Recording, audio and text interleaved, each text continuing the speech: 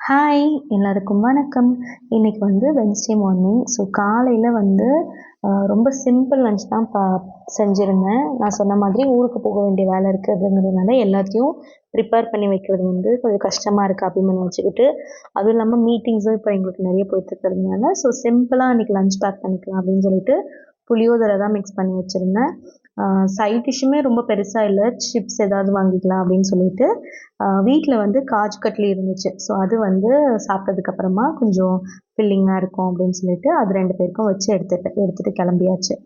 So நாங்க இங்க உழவர் பூமி பால் வாங்கினாலும், மோஸ்ட் ஆஃப் த டைம் வந்து நாங்க அம்மா வீட்ல தான் வந்து ஈவினிங்ல இருப்போம். ஸோ அதனால காலையிலேயே தம்பிக்கு வந்து பால் நான் எடுத்து வச்சுட்டு தான் நாங்க போவேன். இங்க சும்மா காய்ச்சிருவோம் தண்ணி ஊத்தாம. ஸோ அங்க போயிட்டு அம்மா அவனுக்கு வந்து அத ப்ரிப்பேர் பண்ணி குடுத்துப்பாங்க.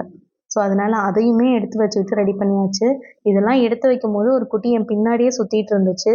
ஆனா எடுத்து வச்சுட்டு திரும்பி பார்க்குறேன், கீழ விழுந்து அடிபட்டுருச்சு. ஸோ அம்மா, அம்மா அப்படி சொல்லிட்டு அழுதுட்டே இருந்தான். ஸோ அதனால எண்ணெய் போட்டு விடலாம் அப்படின்னு சொல்லிட்டு. இது வந்து கேர்ள் பேபீஸ் விட பாய் பேபீஸ் வச்சிருக்க மாமிஸ் வந்து நெறைய எக்ஸ்பீரியன்ஸ் பண்ணுவாங்க. எப்ப பார்த்தாலும் எங்கேயாவது ஒரு இடத்துல விழுந்துகிட்டே இருக்கணும்.